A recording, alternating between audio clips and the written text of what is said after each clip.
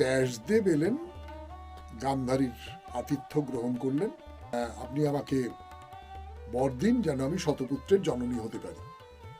কুন্তী গর্ভধারণ করবার 1 বছর আগে গান্ধারীর গর্ভে সন্তান এলো, কিন্তু সে সন্তান আর জন্মায় না।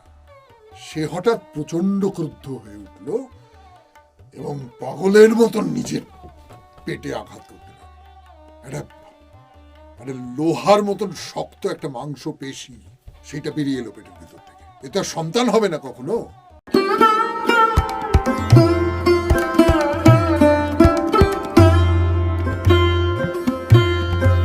নমস্কার নমস্কার নমস্কার নমস্কার নমস্কার নমস্কার নমস্কার নমস্কার আপনাদের সবাইকে সবাইকে সবাইকে নমস্কার জানাচ্ছে আপনাদের সৌমিত্র বসু। সবাইকে অজস্র শুভকামনা জানাচ্ছে, সবাইকে স্বাগত জানাচ্ছে আজকের এই স্মরণে সৌমিত্র অনুষ্ঠানে এবং সবাইকে শুভ দিন জানাচ্ছে। শুভ হোক, শুভ হোক, সকলের শুভ হোক, সকলের ভালো হোক, সকলের কল্যাণ হোক, মঙ্গল হোক, মঙ্গল হোক, মঙ্গল হোক। আজকে একজন কবির জন্মদিন। আপনারা অনেকেই এই কবির কথা জানেন না খুব, বা হয়তো নামটা জানেন, তার চেয়ে বেশি আর কিছু জানেন না। ওই প্রমথ চৌধুরী খুব বিখ্যাত সাহিত্যিক, আপনারা জানেন।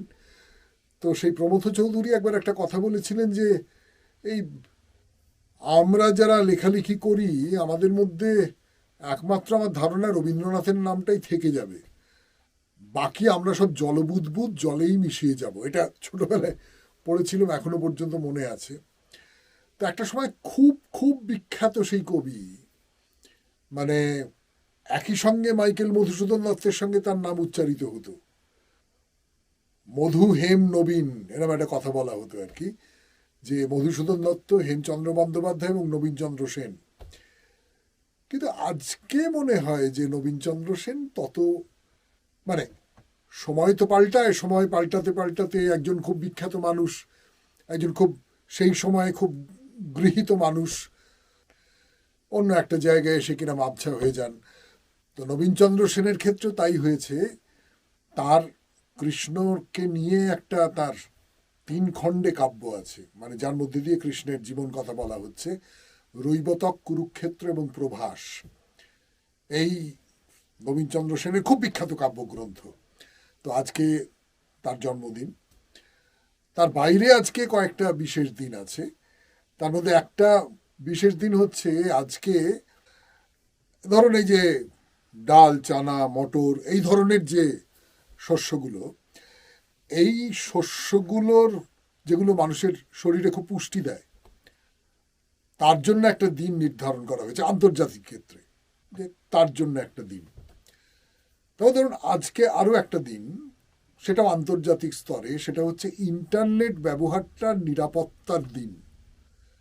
ইন্টারনেট তো এখন ঘরে ঘরে ব্যবহার করা হয়, তো তার নিরাপত্তাটা যেন বজায় থাকে সেই দিনটা মাথায় রেখে একটা দিন আজকে। আর আমাদের দেশে একটা দিন, সেই দিনটা হচ্ছে এই বাচ্চাদের পেটে নানা রকম সব ওয়ন হয় না, কৃমি টিমি ইত্যাদি ইত্যাদি হয়, তার প্রতিষেধকের দিন। এরকম কতগুলো দিন নির্ধারণ করে দেওয়া হয়, সেগুলোর খবর আমরা রাখি না খুব একটা, ওই বইপত্র ঘেঁটে বার করে আপনাদের বলি আর কি। তো আজকে এই সমস্ত কারণে খুব বিশেষ দিন এটা বলা যেতে পারে। তো যাই হোক, এইবারে আজকের দিনটার কথা তো হলো, এইবারে আমরা চলে যাই একটি মেয়ের গল্পে। মেয়েটাকে আমার বেশ দুঃখিনী বলে মনে হয়। না, শেষ জীবনটা সত্যি সত্যি খুব দুঃখ পেয়েছিল, তাতে কোনো সন্দেহ নেই, কিন্তু আমরা ততদূর পর্যন্ত যাব না। বা আপনারা যদি আজকের এই অনুষ্ঠান শুনে অভয় দেন, চিঠিপত্রে বলেন যে না না চলুক না চলুক না, আরও যদি গল্প আপনি বলেন তাহলে ভালোই হয়, তাহলে না হয় তার গল্প বলা যাবে। কিন্তু মেয়েটির নামটা বলে ফেলতে হবে, তার কারণ যে জায়গায় এসে গল্পটা থামাবো সেই জায়গাটা বললেই আপনারা বুঝতে পেরে যাবেন যে গল্পটা কাকে নিয়ে। গল্পটা গান্ধারীকে নিয়ে। হ্যাঁ, কৌরবদের মা গান্ধারী, এবং এই গান্ধারীর শতপুত্র কেমন করে হলো তার গল্পটা বলবো আপনাদের একেবারে শুরু থেকে।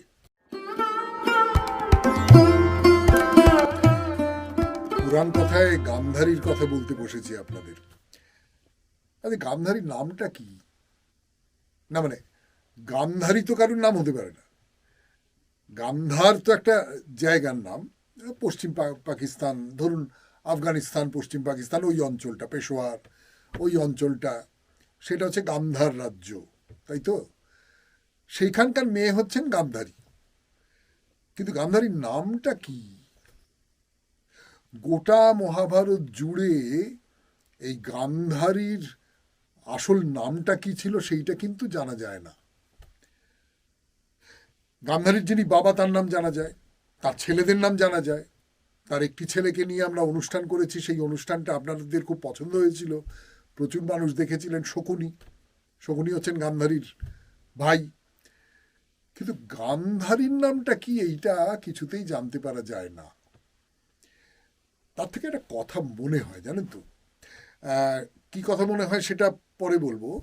তার আগে আপনারা যারা একটু বয়স্ক মানুষ তারাও হয়তো, মানে যদি ধরি আমার সমবয়সী, আমার সময়ও এটা ছিল না, তারও আগেকার পুরনো আমলের যে গল্প, এই পুরনো আমলের গল্পে এই রকম সমস্ত লাইন আমরা দেখেছি যে জায়গার নাম অনুসারে বাড়ির বউদের নামকরণ করা হতো। এই কাটুয়ার বউ, কি অমুক জায়গার বউ, এইরকম করে নাম করা হতো। গান্ধারীর সময় সেইটা হওয়ার কোনো কারণ নেই, কথা নয়। এবং গান্ধারী অন্য, ধরুন কুন্তির নাম আমরা জানি, কিন্তু গান্ধারীর নাম জানি না। এইটা একটা খুব লক্ষ্য করবার মতো বিষয় বলে আমার মনে হয়। আপনাদেরও মনে হয় কিনা আমি জানি না, আপনারা জানাবেন সেটা। তো যাই হোক, সেই রাজা সুবল, তার মেয়ে গান্ধারী। এবারে গান্ধারীর জন্ম কিভাবে হলো, তার বেড়ে ওঠা কিভাবে হলো, তাই নিয়ে কিন্তু মহাভারত কোনো কথা বলছে না, একেবারে কোনো কথা বলছে না। গান্ধারীর সম্পর্কে প্রথম যেটা জানতে পারি সেটা হচ্ছে যে ভীষ্ম বিদুরকে ডেকে পাঠিয়েছেন, পাঠিয়ে বলছেন যে শোনো, ধৃতরাষ্ট্রের তো একটা বিয়ের ব্যবস্থা করতে হবে, কিন্তু সে বিয়েটা তো একটা বললাম এমনিতে, ধরুন এই রাজ্যে এখানে তো বিয়ে হওয়াটা কোনো সমস্যা নয়, বিরাট সাম্রাজ্য, সব ঠিক আছে, কিন্তু ধৃতরাষ্ট্র ছেলেটা তো অন্ধ, তার বিয়েটা কি করে দেওয়া যাবে সেই সমস্ত পরামর্শ হচ্ছে। সেই পরামর্শের সূত্র ধরে গান্ধার রাজ্যের এক রাজকন্যা আছে, তার সঙ্গে ধৃতরাষ্ট্রর বিয়ে দেওয়া যায়। এর একটা কথা হলো। তো কথাটা যখন হলো তখন তো বিয়ের সম্বন্ধ করা হলো। ধৃতরাষ্ট্রের একটা ভয় ছিল। ভয়টা হচ্ছে যে সুবল, গান্ধার রাজ্যের রাজা সুবল, সে কি মেয়ের সঙ্গে একটা অন্ধ ছেলের, রাজপুত্র, খুব বড় বংশ, সেদিক থেকে কোনো অসুবিধে নেই, কিন্তু একেবারে অন্ধ, তো তার সঙ্গে বিয়ে দিতে রাজি হবে? কিন্তু গান্ধারীর একটা প্লাস পয়েন্ট ছিল। প্লাস পয়েন্টটা হচ্ছে এই মেয়েটি খুব ধর্মপরায়ণ, বলতে যেটা বোঝায় সেই রকম আর কি, খুব ধার্মিক, খুব পুজো আচ্চা করে, শিবের পুজো করে, এতটাই একনিষ্ঠভাবে শিবের পুজো করে যাতে করে শিব স্বয়ং তার কাছে চলে এসেছিলেন, এসে বলেছিলেন বলো তুমি কি বর চাও কন্যে। গান্ধারী একটা বর চেয়েছিল, সেই বরটা কি? আমি যেন শতপুত্রের জননী হতে পারি। সেই বয়সে, কুমারী বয়সে গান্ধারী শিবের কাছে বর চেয়েছিল আমি যেন শতপুত্রের জননী হতে পারি।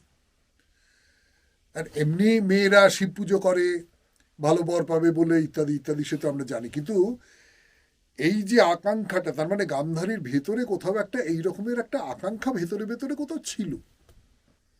এই মেয়েটা এইরকম, মানে সে বিয়ের জন্য নিজেকে প্রস্তুত করে রেখে দিয়েছে, সন্তান ধারণ করবার জন্য নিজেকে প্রস্তুত করে রেখে দিয়েছে। তো যাই হোক, ভীষ্মের যে বিবাহ প্রস্তাব সেইটা সুবলের কাছে গেল, ভীষ্মের যে ভয়টা ছিল সেইটা অমূলক প্রমাণ হলো। সুবল সোৎসাহে রাজি হয়ে গেলেন যে বেশ, খুব ভালো, ধৃতরাষ্ট্রের সঙ্গে গান্ধারীর বিয়ে দেওয়া হবে। আমার কোনো আপত্তি নেই। মহাভারতে অন্তত এই রকম করে বলা হয়েছে। আমার নিজের একটু খটকা লাগে, জানেন। খটকাটা বুঝতেই পারছেন আপনারা, যে অন্ধ একজন রাজপুত্র, তার সঙ্গে মেয়ের বিয়ে দিতে কোন বাপ দুবার ভাববে না? তাহলে সুবল রাজি হলেন কেন?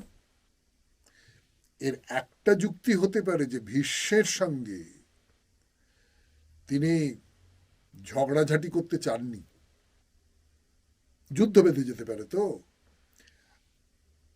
যিনি বিবাহ প্রস্তাব দিয়েছেন তারা এত বেশি শক্তিশালী, তার ফলে একটা সম্মান পাওয়া যাবে, তার ফলে একটা ক্ষমতা পাওয়া যাবে, অধিকার পাওয়া যাবে, সেসব তো ঠিক আছে। কিন্তু এত বেশি শক্তিশালী যাতে করে ওই সাহসটা পাননি, এটা একটা হতে পারে। আমি জানি না, মহাভারতে এরকম কথা বলা আছে বলে আমি জানি না। কিন্তু আমি গান্ধারীর কথাটা ভাবি। গান্ধারী তো শুনেছিলেন যে হ্যাঁ ঠিক একটি অন্ধ ছেলের সঙ্গেই তার বিয়ে দেওয়া হবে, তা সত্ত্বেও তিনি রাজি হয়ে গিয়েছিলেন, কোনো প্রশ্ন করেননি। শুধু তাই নয়, বিয়ের পরে তিনি শ্বশুরবাড়িতে এলেন, ধৃতরাষ্ট্র অন্ধ। তিনি মনে মনে যেটা ভাবলেন সেটা হচ্ছে যে একজন চক্ষুষ্মান ব্যক্তি যদি একজন অন্ধ ব্যক্তির স্ত্রী হয়, তাহলে সেই স্ত্রী, চক্ষুষ্মান যে স্ত্রী, সে তো মনে মনে ওই যে অন্ধ মানুষটাকে ছোট করে দেখবেই, মনে মনে তো অপমান করবেই। কাজেই আমি নিজে অন্ধ হয়ে যাব, আমার চোখটা পুরো কাপড় দিয়ে বেঁধে রেখে দেবো, যাতে আমিও স্বামীর মতো অন্ধ হয়ে যাই। এটা হচ্ছে পাতিব্রত্য। এই যে এই এই সব কিছুর মধ্যে দিয়ে গান্ধারীর একটা চেহারা বেরিয়ে আসছে, যেটা আমি বলবো যে নিয়তিটা তাকে অধিকার করে নিল, তার কাছে বশ্যতা করার চেহারা। গান্ধারীকে নিয়ে আরো কথা বলবো, একটু চা খেয়ে নি। এখন ধৃতরাষ্ট্র হচ্ছেন বড় ছেলে, পাণ্ডু তার চেয়ে ছোট। কিন্তু ধৃতরাষ্ট্র হচ্ছেন জন্মান্ধ। জন্মান্ধ মানুষ সিংহাসনে বসবেন কি করে? ফলে পাণ্ডুই রাজা হবেন। পাণ্ডু তখন বনবাসে, ধৃতরাষ্ট্র পাণ্ডুর হয়ে রাজ্য চালাচ্ছেন। ধৃতরাষ্ট্র কিন্তু সেই রাজ্যের মালিক নন। তার ভেতরে একটা ক্ষোভ ছিল, খেদ ছিল, নিশ্চয়ই ছিল। সেই খেদটা পরে অন্য জায়গায় বেরোবে টেরোবে, আমরা সেই আলোচনার মধ্যে যাব না। তো যাই হোক, এরকম করে দিন কাটছে। ধৃতরাষ্ট্র খুব সন্তান চাইছেন, যে ঠিক আছে আমার তো হলো না, আমি তো আর রাজা হতে পারলাম না, আমার সন্তান যদি আগে জন্মায় তাহলে সেই এই হস্তিনাপুরের রাজা হবে। এর মধ্যে একদিন ব্যাসদেব এলেন, গান্ধারীর আতিথ্য গ্রহণ করলেন। খুব পথশ্রমে ক্লান্ত, গান্ধারী থেকে প্রচুর যত্ন আত্মি ইত্যাদি ইত্যাদি করলেন। তো ব্যাসদেব খুশি হয়ে বললেন যে বেশ, তুমি বলো কি বর চাও। তো গান্ধারী শিবকে যে কথাটা বলেছিলেন, ব্যাসদেবকেও সেই কথাটা বললেন যে আপনি আমাকে বর দিন যেন আমি শতপুত্রের জননী হতে পারি। কুরুবংশের জ্যেষ্ঠ পুত্রটা আমার গর্ভে জন্মাবে, জ্যেষ্ঠ পুত্রটা, এই কথাটা বলেননি, ভুলে গেছেন হয়তো।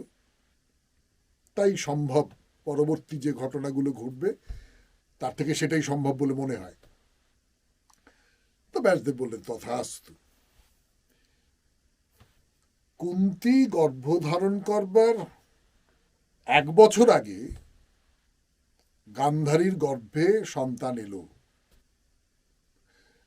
তার মানে যে গান্ধারীর গর্ভ থেকেই জন্মাবে, ধৃতরাষ্ট্রের ঔরসে। কিন্তু সে সন্তান আর জন্মায় না, সে ওইখানেই গর্ভের মধ্যে আটকে রয়েছে, সে আর সেখান থেকে বেরোতে পারছে না। এর মধ্যে কুন্তীর সন্তান প্রসব করা হয়ে গেল। তখন গান্ধারী, এই একটা আশ্চর্য ঘটনা মহাভারতে, আমার নিজের অন্তত মনে হয়, এই যে শান্ত মেয়েটা, এই যে খুব ধর্মপরায়ণ মেয়েটা, এই যে অসম্ভব সহিষ্ণু মেয়েটা, তার জীবনে যা কিছু হচ্ছে, যা কিছু বিপর্যয়, অন্ধ স্বামীকে বিয়ে করা ইত্যাদি ইত্যাদি ইত্যাদি, এই সমস্ত কিছু নীরবে মেনে নেওয়া এই যে মেয়েটা, সে হঠাৎ প্রচন্ড ক্রুদ্ধ হয়ে উঠল এবং পাগলের মতন নিজের পেটে আঘাত করতে লাগলো। কিন্তু কিছু করার নেই, একটা লোহার মতন শক্ত একটা মাংস পেশি, সেটা বেরিয়ে এলো পেটের ভিতর থেকে, বেরিয়ে আছে। এটা নিয়ে কি করবো? এ তো সন্তান হবে না কখনো, এটা ফেলে দিতে হবে। এর মধ্যে ব্যাসদেব এলেন তার কাছে। ব্যাসদেব এলেন মানে তিনি তো অন্তর্যামী, তিনি তো সবটাই বুঝতে পেরেছেন, সবটাই জানেন। তো তিনি এসে বললেন যে তুমি এটা নিয়ে কি করবে? তো গান্ধারী বললেন যে ফেলে দেবো, আর কি করবার আছে, আমার তো সন্তান হবে না। আপনি আমাকে বর দিয়েছিলেন শতপুত্র তার মা হব আমি, হলো না তো, আপনার বর ব্যর্থ হয়ে গেল তো। তো ব্যাসদেব বললেন যে আমার বর ব্যর্থ হয় না, তুমি শতপুত্রেরই জননী হবে। তুমি একটা কাজ করো, 100টা ঘৃতপূর্ণ কলস এখানে এনে রাখো। রাখা হলো। তারপর ওই যে লোহার মতন ওই যে শক্ত যে জিনিসটা, ওইখানে আস্তে আস্তে আস্তে আস্তে জল দেওয়া হতে লাগলো। দিতে দিতে দিতে দিতে ওর ভেতর থেকে সন্তানের বীজ জন্ম নিল। গান্ধারীর যে আকাঙ্ক্ষাটা ছিল আমি শতপুত্রের জননী হব, সেটা তাহলে এবার পূর্ণ হচ্ছে। তখন গান্ধারীর মনে হলো যে একটা মেয়ে থাকলেও বড় ভালো হতো। তো গান্ধারী সেই প্রার্থনা করলেন, এবং তার ফলে যেটা হলো সেটা আপনারা সকলে জানেন। এই হলো শতপুত্রের জন্মের ইতিহাস, গান্ধারীর গল্প। এই পর্যন্তই থাক গান্ধারীর কথা। যদি আপনাদের মনে হয় গান্ধারীর আরও কথা শুনতে চাই, তাহলে একটু মন্তব্যে লিখে পাঠাবেন বা চিঠিপত্রে লিখে পাঠাবেন। তাহলে গান্ধারীর পরের জীবনটাও খুবই খুবই আকর্ষণীয়, সেই জীবনের কথাও কিছু কিছু বলতে পারবো আপনাদের। তাহলে আজকের মতো পুরাণ কথা শেষ। এরপর গীতার ব্যাখ্যা, কিন্তু তার মাঝখানে আপনাদের পাঠানো দুটি মন্তব্য।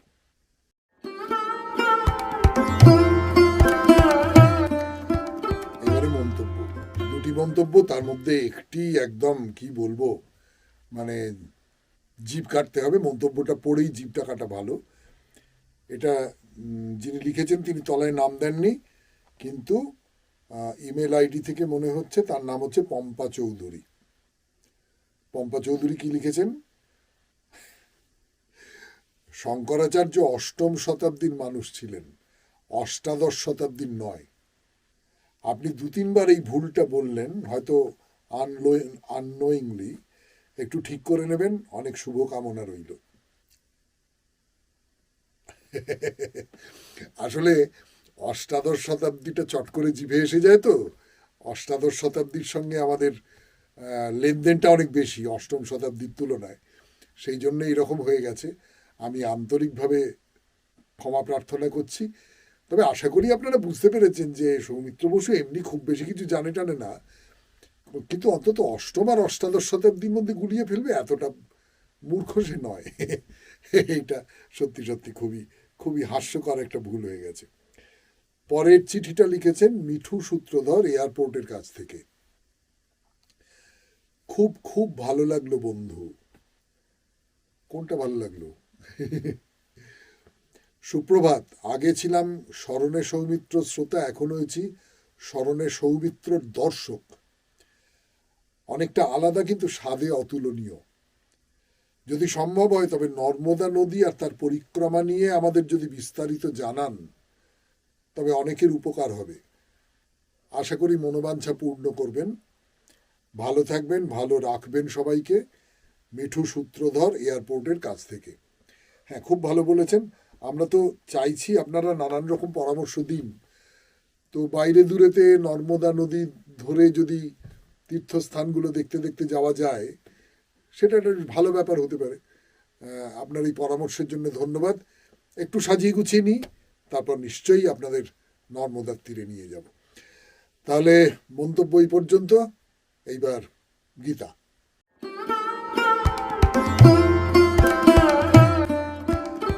শ্রীমদ্ ভগবদ গীতা ধর্মগ্রন্থ, কিন্তু খুব আশ্চর্যজনকভাবে ধর্ম বলতে এখানে পরলোক, আধ্যাত্মিকতা বলতে আমরা যেটা বুঝি সেই ধরনের কিছু বোঝাচ্ছে না। অনেকদিন ধরেই সেই নিয়ে কথা হচ্ছে আমাদের, যে আমাদের ব্যবহারিক জীবনে আমরা কি করে মানুষ হিসেবে উন্নত হতে পারি, সেইটা নিয়ে কথা বলা হচ্ছে। শ্রীকৃষ্ণ তিনি কথা বলছেন, অর্জুনকে উপদেশ দিচ্ছেন।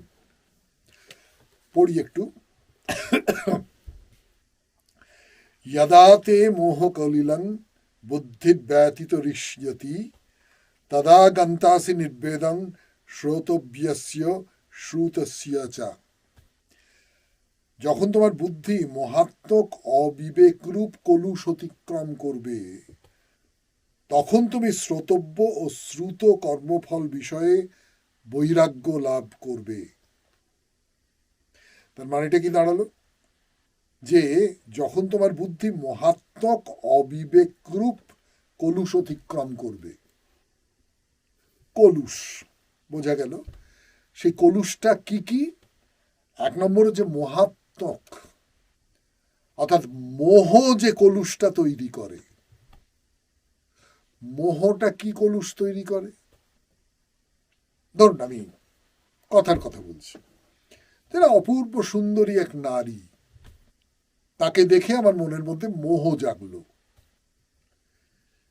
কিন্তু এই পরশুরামের একটা গল্পে আমি পড়েছিলাম, আমি যদি এই নারীকে চিরে চিরে দেখতে থাকি, কি আছে এর মধ্যে?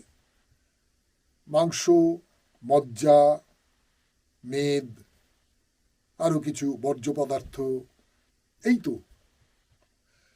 তাহলে তার বাইরের এই যে যেটা আমাকে মুগ্ধ করছে সেটা হচ্ছে মোহ, সেটা আসল সত্য নয়। আমরা সেই বাইরের সত্যটা নিয়ে খুব সন্তুষ্ট থাকি, আমরা সেই বাইরের সত্যটা নিয়ে খুব তৃপ্ত থাকি হয়তো একরকম করে। তো এই মোহ এবং আর একটা কথা, অবিবেকরূপ কলুষ অতিক্রম করবে। বিবেক, ইমান যাকে বলে, অর্থাৎ আমার ন্যায়বোধ, আমার কর্তব্যবোধ, আমার উচিত অনুচিতের বোধ, আমার সদাচরণের বোধ, এইটাকে কলুষিত করে দেবে।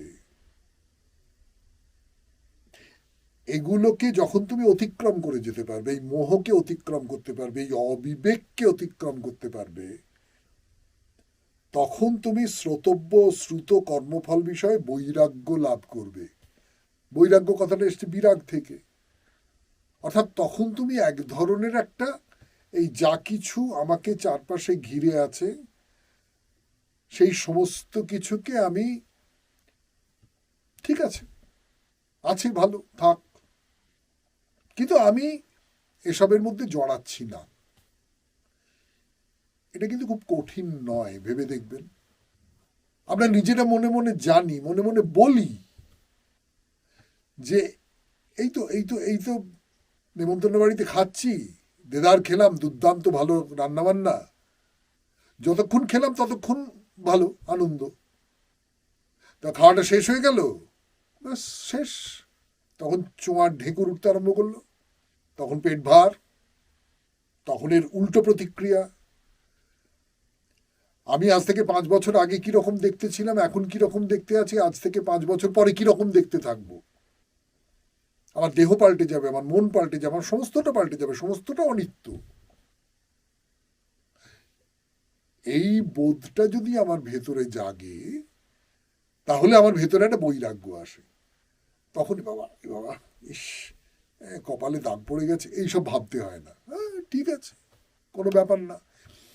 এইটা কিন্তু আমাদের প্রত্যেকের মধ্যে অল্প বিস্তর করে আছে। এইটাকে বাড়াতে পারলে জীবনে খুব শান্তি পাওয়া যাবে, সুখ পাওয়া যাবে। আর একটা কি বলছেন? বলছেন শ্রুতি বিপ্রতিপন্না তে যদা স্থাস্যতি নিশ্চলা সমাধাবচলা বুদ্ধিস্তদা যোগমো বাপ্স্যসি। নানা মন্তব্য শ্রবণে বিক্ষিপ্ত তোমার চিত্ত যখন পরমাত্মাতে স্থির ও দৃঢ় প্রতিষ্ঠ হবে, তখন তুমি আত্মজ্ঞান লাভ করবে। এই যে নানান রকম সব কথা, নানান রকম সমস্ত উপলব্ধি, নানান রকম সমস্ত জ্ঞান, আজকের এই পৃথিবীতে ইনফরমেশনের একটা বিস্ফোরণ ঘটে গেছে না?